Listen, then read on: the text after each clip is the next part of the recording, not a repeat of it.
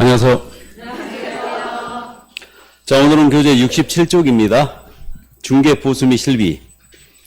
여기는 출제 비중이 일단 2개 정도 되는 부분이고요. 34회 때, 근데 이거 매회 출제해야 되는데, 홀수회로 가고 있었거든요. 그러니까 34회 때 원래 이제 쉬는 부분이었죠. 근데 원래 매번 냈어야 되는데, 34회 때는 문제를 출제했어요. 그래서 계산 문제를 출제했습니다. 자, 그럼 올해는 뭐 이론을 물어보겠죠? 자, 그럼 이제 중개 보수인데, 우리는 의뢰를 받을 때 의뢰인과 별도의 중개 보수에 관한 약정 안 합니다. 네, 중개가 완성되면 당연히 보수를 청구할 수 있다고 그래요. 왜 그러냐면 개공이 상인이기 때문에 그렇습니다. 그래서 이제 상법에 의해서 상인들은 상인 보수 청구권이 인정되기 때문에 보수 약정 유무에 불문하고 보수를 받을 수 있다. 그래서 교재 그 67쪽 1번 판례를 보시면 개업공사는 상인의 자격을 갖는 것으로 개업공사의 중개보수는 상인의 자격으로 당연히 존재하는 상인의 보수로 인정되므로 중개계약에서 유상임을 명시하지 않더라도 보수청구는 인정된다 그랬어요. 그럼 이 얘기는 의뢰받을 때 무상으로 하지 않는 약속을 한 바가 없다. 그럼 보수 무조건 줘야 된다는 얘기죠? 예, 그 얘기입니다. 자, 그런 문제 이해하시고 중개보수에 대한 부분은 중개에 대한 대가로 적용되는 거예요. 그러니까 분양대행 컨설팅입니다. 여기는 적용이 있다 없다? 없다라는 거 이해해 두시고. 자, 그럼 보수 관련해서 보수 청구권을 먼저 이해하고 있어야 됩니다. 그러니까 보수를 달라고 했는 권리예요. 보죠. 이 토지를 갑이 갖고 있어요. 팔아달라고 A에게 중개 의뢰한 날짜가 2월 5일이었어요. 을이 A에게 토지를 구해달라고 의뢰한 날짜는 2월 10일이었고 둘 사이에 토지에 관한 매매 계약이 성사됩니다. 2월 15일 날 계약이 성사됐고 잔금은 3월 15일 날 치르기로 했어요. 자, 그럼 개공 A의 중개로 말하면 이 계약이 성사가 됐는데 보수를 달라고 했은 권리거든요. 이게 보수 청구권이에요. 이게 갑에 대하여 언제 발생되고 행사되고 소멸되는지 따져봅니다. 자, 보수 청구권 갑에 대하여 2월 5일 날 발생이 됐다. 아니다. 2월 15일 날 발생이 됐다. 아니다. 잔금일인 3월 15일 날 발생됐다. 1, 2, 3번이에요. 셋 중에 몇 번? 1번. 좋습니다. 2번이라고 보신 분 없어요?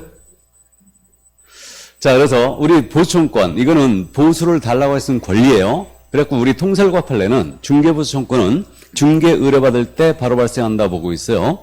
그 다음 행사는 언제냐면 중개가 완성되었을 때 행사합니다. 그래서 우리가 앞에서 중개 완성 시점을 따져봤습니다. 중개가 완성되는 시점은 계약의 체결이라고 했죠. 그러니까 이때 완성이 되는 겁니다. 그러니까 보수를 달라고 해서 권리니까 의뢰받을 때 발생하고 완성되면 바로 행사할 수 있다. 그럼 잔금과는 전혀 관련이 없거든요. 근데 실무에는 언제 주고 있어요? 잔금 시. 그러니까 결국은 실무와 이론이 조금 틀린 건데 그럼 계약책으로 잔금 지급 전에 이 계약이 깨졌다. 보수를 못 받느냐는 문제가 있죠. 일단 그래서 이게 소멸에 관한 문제예요. 해서 개공의 고의과실로 체결된 계약이 해제되거나 무효되거나 취소가 됐어요. 그럼 이때는 소멸합니다. 그러니까 토지에 대한 소송 제기된 사실이 있습니다. 이걸 숨기고 거래를 성사시켰는데 후일 을이 그 사실을 알면서 이 계약을 깨버렸어요. 그러면 개공의 고의과실로 계약이 깨졌거든요. 그렇기 때문에 이때는 받은 보수 있다면 돌려줘야 돼요. 받지 못한 보수가 있다. 그럼 더 이상 못 받게 됩니다. 그래서 이게 바로 이제 소멸하는 문제예요. 그럼 이걸 거꾸로 해석하면 개공의 고의과실이 아니에요. 당사자 이행지체로 인하여 계약이 해제되거나 무효되거나 취소된 거예요. 그럼 이때는 소멸한다 안 한다? 소멸하지 않는다는 얘기죠. 그래서 결국 이제 가볍게 이해됩니다. 의뢰받을 때 보수청구는 발생하고 행사는 중개 완성 시 계약 시 행사한다. 다음에 이제 개공의 고의과실로 계약이 해제되면 받을 수 없다. 그러니까 요거 잘 안 묻는 내용인데 요거 소멸에 관한 부분은 가끔 요즘 묻고 있습니다. 이해해 두셔야 돼요. 당사자 이행지체로 인한 경우는 소멸하지 않는다. 그래서 이제 실무적으로 계약이 깨지면 상당히 이거 스트레스 받는데 계약 깨지고 나면 개공의 고의과실이 전혀 없는 거예요. 계약 깨졌어요. 여전히 받을 수 있다는 얘기죠. 근데 실무에서는 귀찮으니까 그냥 넘어가는 겁니다. 이게 다시 중개하고 말죠. 자, 그럼 이제 이 정도만 이해를 해 두시기 바랍니다. 보수청구권이었어요. 넘어갑니다. 나머지 판례들은 이제 다음 순한테 더 하기로 하고요. 중개보수 한도로 들어갑니다. 68쪽이에요. 자, 이 중개보수 한도에 대해서는 꼭 이해를 해 두셔야 됩니다. 지금 현재 그래서 중개보수 한도는 물건이 주택이냐, 주택이 아니냐로 구분되어 있어요. 주택에 대한 중개보수 한도는요, 국토교통부령이 정하는 범위 내에서 세부 내용은 시도 조례로 정합니다. 그럼 개혁공사는요, 주택을 중개했거든요. 그러면 이 시도 조례가 정하고 있는 범위를 절대 초과하면 안 된다는 얘기죠. 이걸 주의해야 돼요. 그래서 국토부령이 일정 범위를 제시했고, 이 국토부령이 정하는 범위는 일방으로부터 받을 수 있는 한도를 정해줬죠. 그래서 이 범위 내에서 시도 조례가 다시 정하고 있는 거예요. 이게. 그래서 이건 국토부령이 정하는 범위는 잠시 후에 보기로 하고요.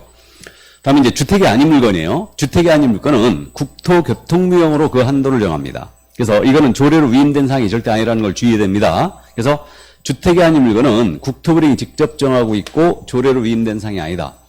그리고 일방 한도를 정해줬죠. 그래서 이제 국토부령에서 주택이 아닌 물건은요, 오피스텔이냐 오피스텔이 아니냐 이렇게 나눴어요.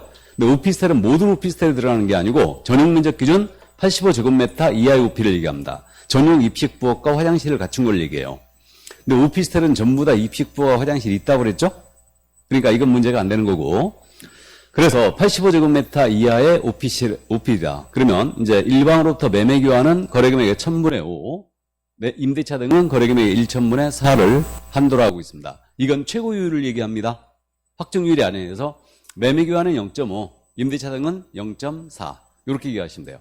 이게 일방 한도예요.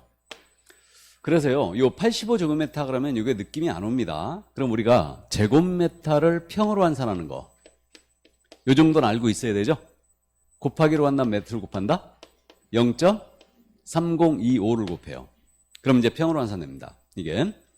그래서 85제곱미터라면 이제 대충 0.3을 곱하면 되거든요. 그럼 25평 정도 되는 거죠.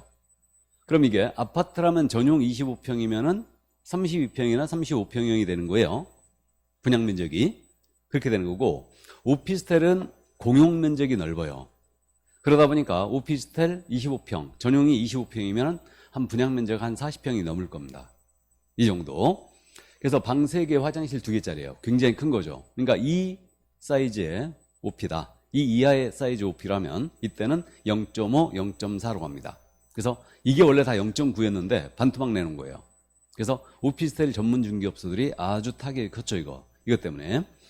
자, 그래서 어쨌든 오피스텔은 전용 면적 85제곱미터 이하라면은 0.5, 0.4로 간다는 거. 이건 최고율을 얘기하고요. 이 오피스텔 지역은 나머지 주택의 물건이에요. 그럼 나머지 주택의 물건은 뭐가 있냐면 상가가 있고 토지도 있고 임모, 공장재단, 광업재단이 있습니다. 그럼 나머지 물건들은 전부 다 단일 한도책이에요.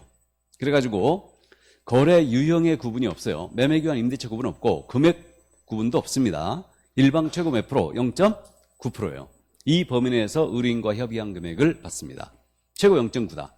그럼 상가 매매든 임대차 등 관계없이 일방 최고 0.9란 얘기죠.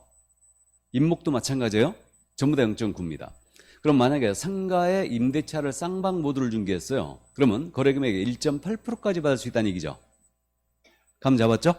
그래서 거기까지. 그래서 이렇게 이해해 두시고, 이 주택의 물건에 대한 중개보수 한도는요, 국토부령이 정하잖아요. 그러니까 이건 암기해야 돼요. 암기하고 있어야 되고, 우리는 보수표를 게시를 해야 돼요. 그럼 게시할 때 주택에 대해서는 시도 조례가 정하고 있는 범위를 게시해야 되고, 주택이 아닌 물건은 국토부령이 직접 정하기 때문에 자기가 받을 한도를 직접 이 주택이 아닌 물건은 명시하에 게시하고, 이 게시된 요율을 초과해 받아서는 안 된다 그랬어요. 근데 실무적으로는 전부 다 요대로 게시하고 있죠. 괜히 상가 나는 0.4 받겠다라고 해놓고 0.5 받아버리면 바로 보수 초과거든요. 그래서 어쨌든 이제 그대로 이제 가고 있습니다. 자, 그럼 이 정도 이해하시고, 그럼 이제 주택에 대해서는요, 이렇게 시도조례가 정하고 범위에서 이제 그 받게 돼 있는데, 국토부령 일정 범위를 제시했어요. 그래서 이제 우리는 일방 한도 체계입니다. 최저 한도는 없어요, 지금. 최고 한도 체계로 가고 있는 거예요. 그래가지고 요게 실무적으로 분쟁이 더 많은 거죠. 최고 한도 체계를 취하기 때문에. 그러면 요 국토부령이 정하는 범위, 거기 표가 있습니다. 68종 맨 밑에. 이게 주택에 대한 중개 보수표예요. 그래서 국토부령이 정하는 범위가 이건데, 이건 일방으로부터 받을 수 있는 한도입니다. 그래서 이 범위 내에서 시도조례가 다시 정한다. 그래가지고 이거에 매매 교환은 5천만 원 미만, 2억 미만, 9억 미만, 그다음 12억 미만, 15억 미만, 15억 이상 이렇게 나눴고, 요율은 매매 교환은 주택은 0.6으로 출발해요. 이건 최고율이에요. 확정률이 아니에요. 그래서 0.6, 0.5, 0.4 이렇게 해갖고 다시 이제 요거 9억 이상 12억 미만서부터는 다시 올라갑니다. 0.5, 0.6, 0.7. 그러면 요 정도는 기억하자. 매매 교환 주택이 15억 이상이었어요. 그럼 일방 최고 몇 프로? 0.7%예요. 이렇게 되고. 자, 그 다음에 이제 요 임대차 등도 1,000만 원, 5천만 원 미만, 5천 이상 1억 미만, 1억 이상 6억 미만, 다음에 6억 이상 12억 미만, 다음에 15억 미만, 10억 이상 이렇게 돼 있고, 임대차는 요율 출발을 0.5로 하고 있습니다. 그래서 0.5, 0.4, 0.3. 다음에 이제 6억 이상은 다시 올라가요. 그래서 0.4, 0.5, 0.6 이렇게 올라가고 15억 이상이었다. 주택 임대차 가액이 그럼 일방 최고 몇 프로? 0.6%예요. 그러니까 이 정도는 기억하자. 이거 한도액도 있어요. 매매 교환은요 5천만 원 미만이었잖아요. 그러면 이때는 한도액이 25만 원이에요. 다음에 2억 미만이었잖아요. 한도액이 80만 원입니다. 그래서 이거는 2580이에요. 그 다음에 이제 임대차 등이었잖아요. 5천만 원 미만 한도액이 20만 원이고, 그 다음에 이제 1억 미만은요, 30만 원이 한도액입니다. 그래서 요건 2030이다. 이렇게 돼 있어요. 그래서 요렇게 국토부령이 딱 정해줬거든요. 그럼 국토부령이 정하는 사항이니까 원래 이거 암기해야 되거든요. 이게. 그래서 이게 숫자가 많기 때문에 조금 부담스러운데 참고해 두시기 바랍니다. 요거는 어이구로 갈 거예요. 매매 교환은 어이구, 5, 2, 9. 이렇게.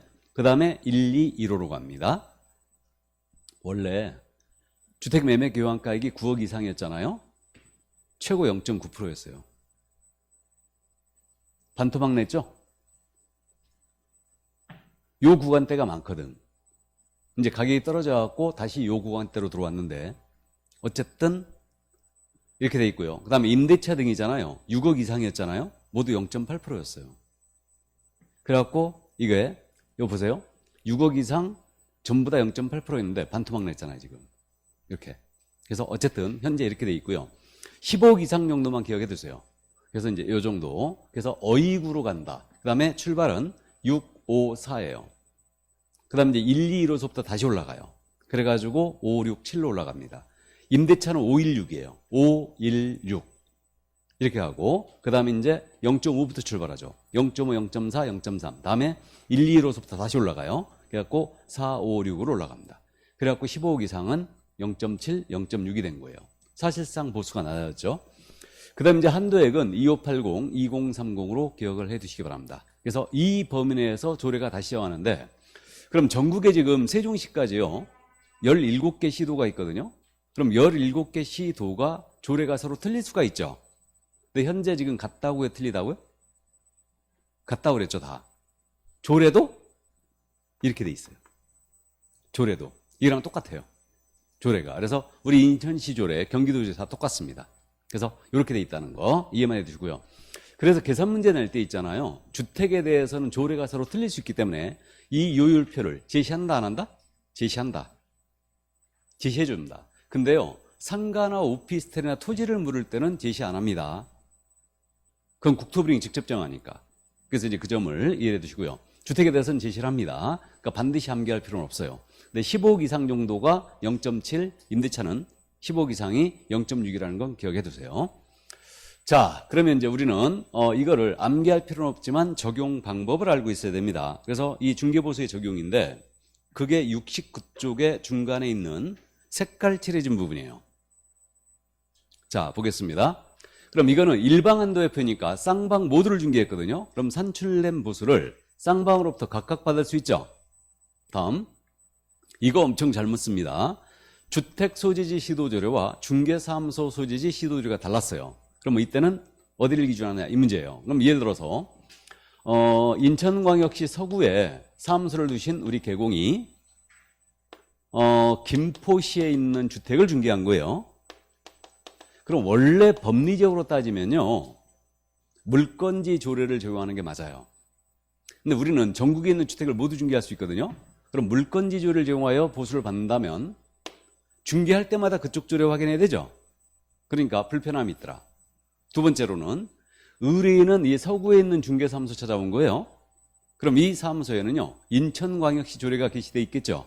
그러니까 실내보호차원에서도 사무소로 통일합니다. 그래서 주택소재지 시도조례와 사무소 기준 시도조례가 틀렸다. 어디 기준한다고요?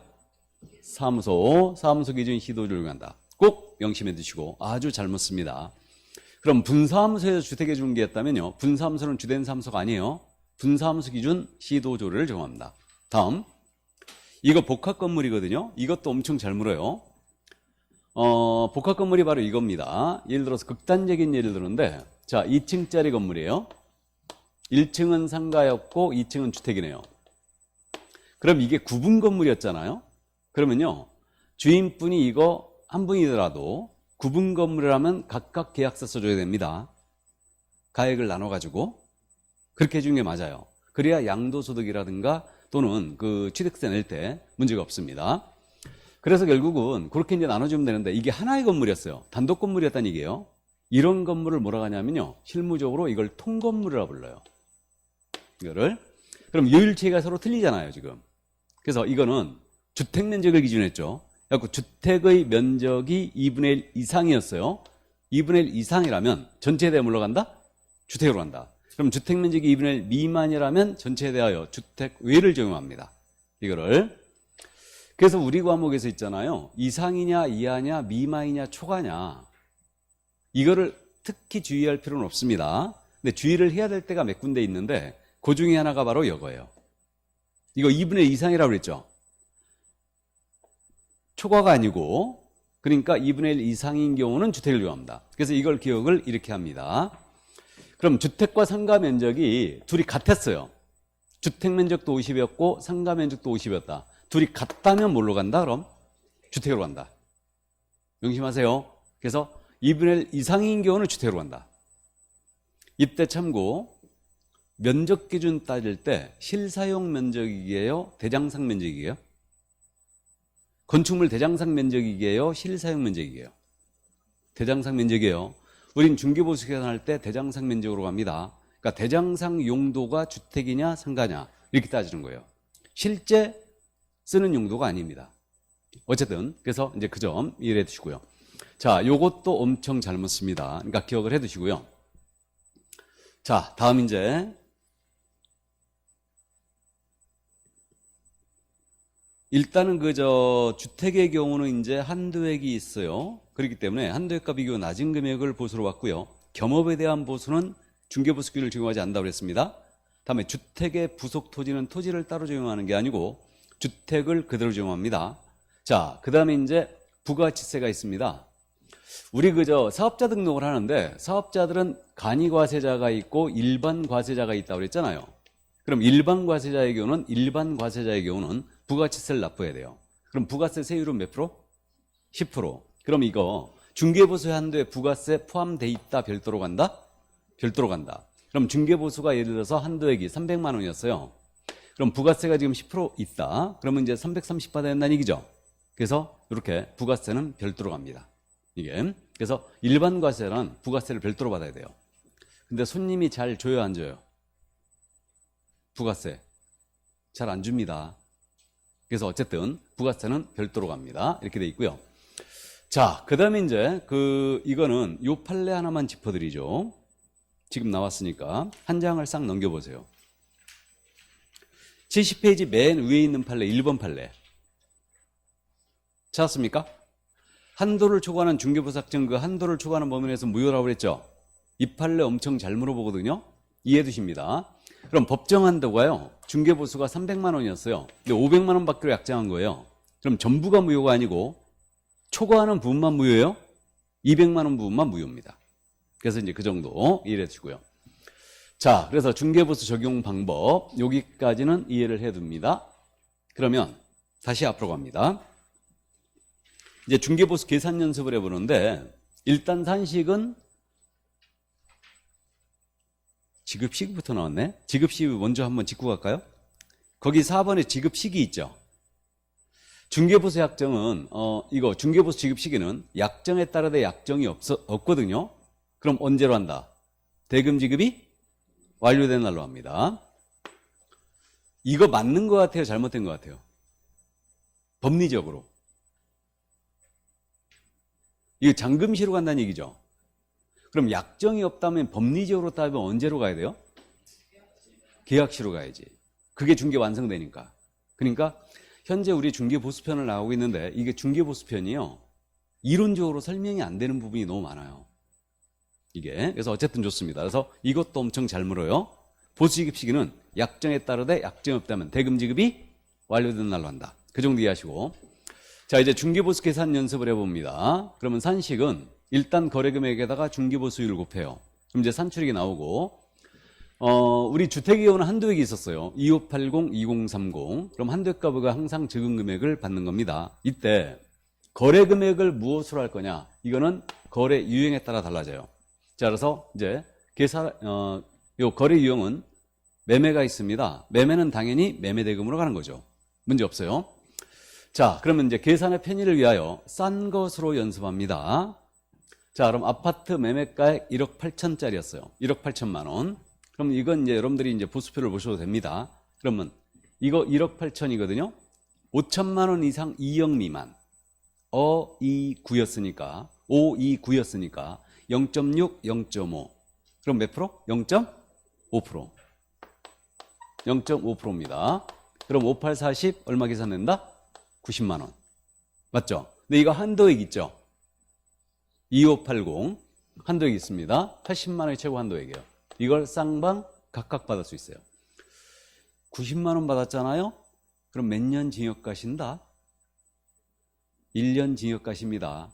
보수 초과요. 90만 원 받으면 한도액이 80만 원이에요. 이걸 쌍방 각각 받을 수 있다. 자, 다음 상가 매매가 2억 원이었어요. 자, 최고율 연습합니다. 상가 매매가 2억 원. 요율이 몇 프로? 몇 프로? 0.9%. 상가잖아 이거. 0.9%. 그러면 2918, 180만 원 쌍방 각각 받을 수 있죠. 다음 오피스텔 85제곱미터 이하짜리였어요. 매매가 2억짜리였습니다. 그럼 곱하기 0.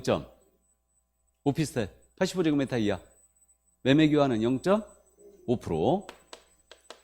그러면 250, 100만 원이죠. 이걸 쌍방 각각 받을 수 있다. 매매 문제 없습니다. 자, 이렇게 되는데 거기 옆에 적용 부분에 지금 동일 중개대상물 플러스 동일 당사자 플러스 동일 기회에 매매를 포함한 그 외의 거래했을 때는 매매만 적용한다. 이래놨죠 이게. 이게 뭐냐? 이게 민법에서 공부하는 점유계정이에요. 이게. 그럼 점유계정이 뭐냐면 이거 아니겠습니까? 자, 이 아파트를 갑이 갖고 있는데 이것을 을한테 파시는 거예요. 매매계약을 합니다. 이걸 개공이 중개했어요. 근데 이와 동시에 을을 임대인으로 갑을 임차인으로 하는 임대차 계약까지 소개한 거예요. 이게 점유계정이지. 그러니까 갑이 자기 아파트를 을한테 팔고 임차인으로 주저앉은 거죠. 이걸 점유계정이라고 그래요. 그래서 이렇게 되는데 이때는 매매계약서, 임대차계약서 따로 써지지만 매매만 적용하여 중개보수를 받아라 이랬어요. 왜 그래야 되는지는 저도 몰라요. 일단 통상적으로 뭐 이게 을은 임대차에 대한 보수는 안 주겠죠. 그러니까 어쨌든 이때는 매매만 적용한다. 그러면 세 가지를 다 충족해야 됩니다. 세 가지. 동일 중개대상물이어야 돼요. 동일 중개대상물에 대하여 동일 당사자여야 됩니다. 동일 당사자 간에 동일 기회여야 돼요. 이 세 가지 다 충족해야 돼요. 매매를 포함한 그 외의 거래 함께 했다. 그러면 이때는 매매만 적용합니다. 이것도 아주 잘 묻습니다. 꼭 이해해 두셔야 돼요. 동일 물건, 동일 당사자, 동일 기회, 매매를 포함한 그 외의 거래와 함께 했다. 그럼 이때는 매매만 적용한다. 근데 실무적으로 이런 경우는 흔치 않거든요. 실무적으로. 이 경우가 더 많지. 갑과 을 간의 매매 계약을 중개합니다. 근데 임대차 계약은 병과하는 거예요. 이 경우가 더 많지. 그러니까 을한테 부동산 사주고 임차인 넣어주는 거죠? 이거예요. 이런 경우가 더 많아요. 그럼 을로부터 이때는 따로따로 받을 수 있다 없다? 있죠. 따로 받을 수 있지. 물론 이때도 이제 임대차는 서비스를 해주는 경우가 많지. 어쨌든. 그러니까 손님한테 상가 투자하라고 권유해주고 임차인 넣어주는 거지.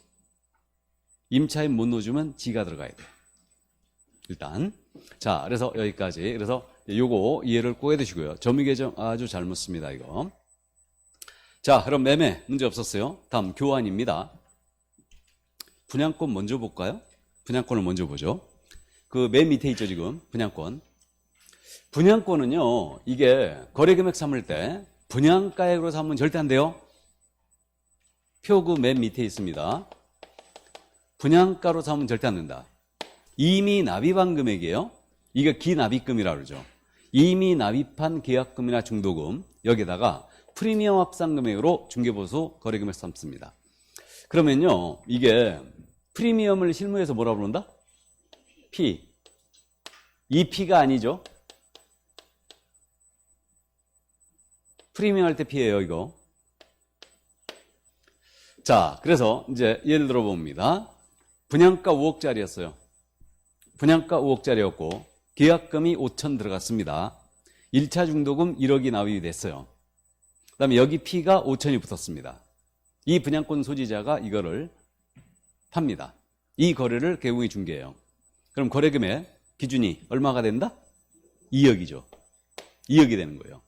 그럼 2억이 됐습니다. 이렇게 5천에 1억에 5천. 그러니까 2억이 됐고, 그럼 2억에다가 이게 만약에 아파트 분양권이었다.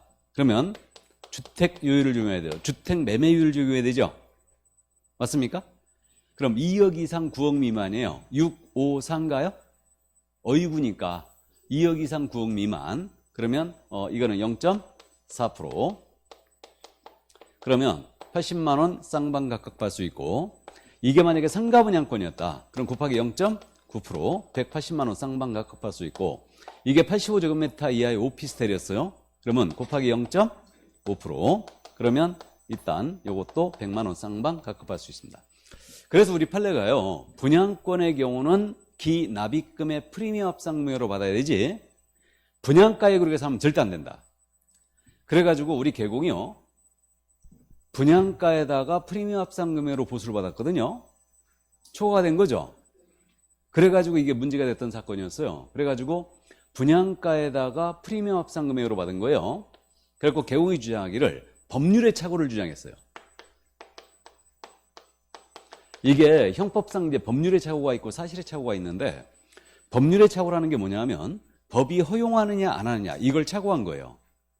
그래가지고 형법에 이렇게 돼 있습니다. 법률의 착오를 한 경우에 정당한 사유가 있는 때는 벌하지 아니한다. 이렇게 돼 있어요.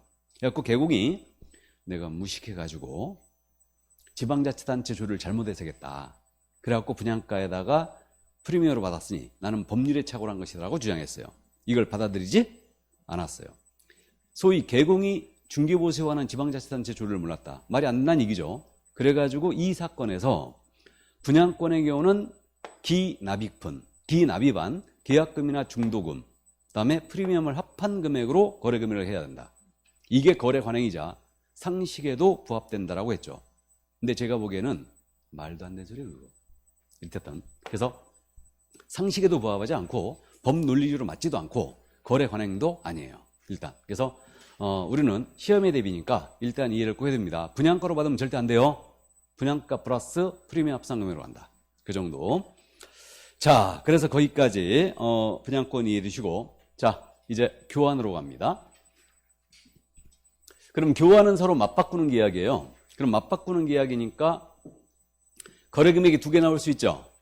그럼 이때는 교환은 거래금액이 큰 것 기준이다. 큰 것. 자, 그럼 예를 들어서 아파트 5억 원짜리하고 단독주택 4억 원짜리를 맞바꿉니다. 그러면 이때는 5억에 기준한다는 얘기죠. 이게 왜 그랬냐면요, 아파트 5억짜리 주는 사람은 5억짜리를 줬으니까, 단독 4억짜리 주는 사람은 5억짜리를 받았으니까 결국 이거는 큰 것 기준이다. 그러니까 교환은 거래금액 큰 것 기준이라는 것만 주의하면 돼요. 이게 그럼 5억에 기준하니까 곱하기 0.4%죠. 이거 그러면 200만 원 쌍방 각각 받을 수 있죠. 이렇게 돼요. 그럼 여기서 있잖아요, 여기 단독주택 4억짜리 주는 사람은 여기다가 금액을 맞추기 위해서 플러스 1억 원을 하죠. 그죠? 요 1억 원을 우리 민법 시간에 공부합니다. 이걸 뭐라 해요? 보충금이라 그러죠. 보충해 준 거야. 그래서 이걸 보충금이라고 불러요. 그래서 보충금은 매매대금에 관한 규정을 준용한다라고 돼 있지만 우린 중개보수 계산할 때 보충금은 사집하지 않습니다. 순수 가액만 비교하여 큰 것 기준이에요. 그래서 이제 이 점 가볍게 이해만 해 두시고요. 자, 근데 실무적으로 있잖아요. 교환계약은 중개를 자제합니다. 이게 교환계약은 실무적으로 10중 8구 개공을 상대로 사기로 고소 들어오고 있어요.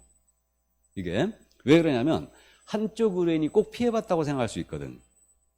그러니까 이거는 중개를 자제하시기 바랍니다. 실무적으로 토지 교환이 가끔 일어나고 있는데 이게 실제로 사기가 횡행합니다. 그러니까 이거 보충금을 1억을 현금 붙이는 것처럼 설명했지만 현금으로 붙이는 경우는 흔치 않고 여기다가 보충금으로 안 팔리는 땅 있죠. 자갈 땅, 산꼭대기 땅, 맹지 이런 것들 끼워넣게 하는 거야. 그리고 맞바꿔 버리는 겁니다. 그러니까 웬만하면 중개를 자제하시기 바랍니다. 교환계약은. 자, 그럼 거기까지. 교환은 여기까지입니다. 자, 그 다음에 이제 내려갑니다. 전세예요. 전세는 거래대금을 전세금으로 하면 되죠? 문제가 없습니다. 이거는. 그래서 월세가 없는 걸 우리는 전세라 부른다. 그러면 계산의 편의를 위하여 역시 싼 것으로 연습합니다. 아파트 전세금 8천짜리였어요. 8천. 그럼 아파트 전세 8천짜리 유율 0.4%죠. 0.4%. 그러니까 5천 이상 1억 미만은 5, 4, 3이니까 0.4%. 그러면 48, 32만 원 계산되는데 이거 한도액 있죠? 20, 30. 한도액 있습니다. 그러니까 30만 원 한도액이에요. 2만 원 더 받으면 몇 년 징역 가신다고요? 1년 징역 가십니다. 자, 그다음에 상가전세 8천짜리였어요. 그러면 몇 프로? 0.9%. 그럼 8, 9, 72, 72만 원 쌍방 각각 받을 수 있습니다. 문제 없어요. 그다음에 요거 OP 85제곱미터 이하짜리 OP 8천짜리였어요. 전세. 그럼 곱하기 0.4%. 오피스텔은 85제곱미터 이하짜리는 0.4%죠. 매매교환은 0.5%고 그러면 48, 32만 원 쌍방 각각 받을 수 있습니다. 문제 없죠. 전세는 계산 문제를 한 번도 낸 적이 없어요. 이거는 문제는 임대차지. 그래서 임대차는요. 보증금 더하기 월세 곱하기 100으로 거래금액을 삼습니다. 보증금 더하기 월세 곱하기 100으로 간다. 이게 그러면 예를 들어 보증금 5천에다가 월세가 30만 원짜리였거든요. 그럼 이거는 거래대금이 어떻게 되냐면 5천만 원 더하기 30만 원 곱하기 100이란 얘기죠. 그러면 요 금액이 3천 나오지 않습니까? 그럼 총 거래대금 얼마? 8천 나와요. 그죠? 8천짜리 계산해봤어요? 아파트였다면 30만 원, 상가였다면 72만 원, 오피스텔이었다면 32만 원. 문제 없습니다. 그러면 임대차는 보증금 더하기 월세 곱하기 100으로 합니다. 그럼 이 100이라는 숫자가 좀 특이한데 여기에 어디서 등장한 거냐면 지금은 이렇게 하면 안 되는데요. 우리가 보증금을 월세로 전환시킬 때 실무에서 월 일부 이자를 쳤었어요. 보증금을 월세로 전환시키는 거야. 그러면 월 일부 이자를 쳤습니다. 일부는 1%를 얘기해요. 연리로 따지면 12%가 된 거죠, 그럼. 그럼 보세요. 내가 전세 8천짜리 들어가려고 하는데 보증금이 5천밖에 없는 거야. 그래갖고 3천만 원 월세로 전환시키는 겁니다. 그럼 3천만 원의 월 일부 이자가 얼마예요? 30만 원이잖아요. 다시 곱하기 100 하면 3천 돼버렸죠? 거기서 유래된 거예요. 그래갖고 이렇게 됐는데 이게 이렇게 바뀐 게 2006년도에 바뀌었거든요. 공인중개사법으로 바뀌면서 이렇게 바뀐 거야. 그럼 중개법 시에는 이게 어떻게 돼 있었냐면 계약기간 월수였습니다. 이게. 주택임대차는 통상 24가 곱해졌고 상가임대차는 1년 계약 많이 했으니까 12가 곱해졌거든요. 계약기간 월수를 곱했었는데 이렇게 바뀐 거예요. 그래가지고 실제로요. 중개부수가 소액임대차에 있어갖고 무려 3배가 올라갔어요. 진짜로 3배가. 그래가지고 중개부수 너무 비싸다 그래갖고 이걸 조정을 하게 됩니다. 그러니까 임대차는 대원칙이 보증금 더하기 월세 곱하기 100으로 하는데 요렇게 계산한 금액이 만약에 5천만 원 미만이 나왔다. 5천만 원 미만이 나오면 미만이라고 그래서 이거는 지금 그럼 딱 5천 나오면 이렇게 하는 거 아니에요? 그대로 가는 겁니다. 5천만 원 미만이 나오면 보증금 더하기 월세도 곱하기 몇을 한다? 70으로 가요. 이 70이라는 숫자는요, 적당히 낮춘 거예요. 적당히. 그럼 예를 들어서 보증금 2천에다가 월세 20짜리였어요. 그러면 얼른 계산해도 이거 환산 4천밖에 안 나오죠? 곱하기 100을 합산하면. 그럼 5천만 원 미만 됐죠? 그러니까 이때는 거래금이 어떻게 되느냐? 이때는 2천만 원 더하기 월세 20만 원 곱하기 몇을 한다? 70을 해요. 그죠? 그러면 이게 1,400 나왔고 합산하면 3,400만 원이 나와요. 이게. 그럼 만약에 이게 주택이었다. 그럼 주택률을 적용합니다. 주택 임대차율을 적용하는 거죠. 그럼 주택은 몇 프로 출발한다? 5천만 원 미만은 5%. 임대차는 0.5로 출발하잖아요. 5, 4, 3 이렇게. 그러니까 0.5%. 그러니까 0.5. 그러면 3, 5, 15, 4, 5, 20. 17만 원 계산됩니다. 그 다음에 이게 상가 임대차였어요. 그럼 곱하기 0.9%. 그럼 30만 6천 원인가요? 4, 9, 36, 3, 9, 27. 30만 6천 원이 계산되고. 그 다음에 이게 85제곱미터 이하의 오피스텔 임대차였다. 그럼 곱하기 0.4%죠. 그럼 0.4% 때리면 13만 6천 원인가요? 이렇게 됩니다. 그래서 있잖아요. 이게 주의해야 됩니다. 임대차는 보증금 더하기 월세 곱하기 100으로 가는데 이렇게 계산한 금액이 5천만 원 미만이 나왔을 때는 월세 곱하기 70으로 간다. 이렇게 가는 방식은 주택 임대차만 그렇게 한다. 다 그렇게 한다. 다 그렇게 한다. 착각하면 안 돼요. 주택 임대차만 월세 곱하기 70으로 하는 거 아닙니다. 상가든 토지든 다 그렇게 한다. 됐지요? 여기까지. 그래서 계산 연습을 가볍게 해봤습니다. 자, 그러면 이제 다 봤고요. 그럼 중개보수 지급 시기는 했으니까 넘어갑니다. 이제 넘어가서 자, 그럼 판례는 이제 다음 순환 때 더 다루기로 하고 실비로 가봅니다. 실비 70쪽이에요 지금. 요 실비는요 지금 현재 두 가지 종류가 인정이 되고 있죠. 권리관계 확인에 소요된 실비와 계약금 등의 반환 채무 이행 보장에 소요된 실비, 요 두 가지만 딱 인정해요. 그럼 권리관계 확인에 소요된 실비라는 건 뭐냐? 우리는 확인 설명하면서 말로만 하면 안 되죠. 설명의 근거 자료를 제시해야 돼요. 그럼 설명의 근거 자료가 뭐였어요? 각종 공부들, 토지대장, 건축물대장, 등기상 증명서, 부동산 종합증명서 이런 것들을 제시하라고 그랬습니다. 그거 발급받는데 비용 들어가죠. 그 비용 물어주고자 하는 취지. 그러니까 공부를 발급받는데 필요한 비용들. 이것이 바로 권리관계 확인에 소요된 실비고, 계약금 등의 반환채무 이행 보장에 소요된 실비. 이것은 우리가 지난주에 예치 공고제도를 공부했거든요. 그러면 개공이 자신의 명의로 예치할 때는 보증 설정 같은 거 하라고 그랬어요. 비용 들어갑니다. 그러니까 이거는 예치에 대한 비용임을 이해할 수 있어요. 이게. 그래서 이 두 가지를 인정하고 있습니다. 그러면 실비는 지금 한도를 어떻게 정하느냐? 이거 주택에 대한 중개보수 한도와 똑같습니다. 그러니까 국토부령이 정하는 범위 내에서 시도 조례로 정하고 있죠. 그러면 실비도 세부 내용이 시도 조례로 넘어가 있네요. 이렇게 돼 있고, 대신 국토부령이 일정 범위를 제시해 줬죠. 그럼 국토부령이 정하는 실비의 범위라는 게 그 말이에요. 국토부령이 어떻게 정했냐면, 권리관계 확인에 소요된 실비의 한도는 권리관계 확인에 소요되는 비용으로 하고, 계약금 등의 반환채무 이행 보장에 소요된 실비의 한도는 계약금 등의 반환채무 이행 보장에 드는 비용으로 한다 그랬어요. 그 말이? 그 말. 대충 정해주고 세부 내용은 조례로 넘어갔습니다. 그래서 조례를 봤더니 조례가 이렇게 돼 있는 거예요, 지금. 우리 인천시 조례, 경기도 조례, 서울시 조례 다 똑같습니다. 그래서 그 내역을 보면 이렇게 조례에서 증명 발급, 열람비, 교통비, 숙박비 등으로 돼 있어요. 그 다음에 예치에 대한 비용, 예치 수수료, 보증 설정료, 공부 발급비, 여비 등이 돼 있습니다. 그러니까 결국은 실비는 우리 법이 인정하는 게 딱 두 가지가 바로 이거란 얘기예요. 그러니까 공부 관련 비용이 바로 권리관계 확인에 소요된 실비고, 계약금 등의 반환채무 이행 보장에 소요된 실비, 이것은 예치에 대한 비용이다.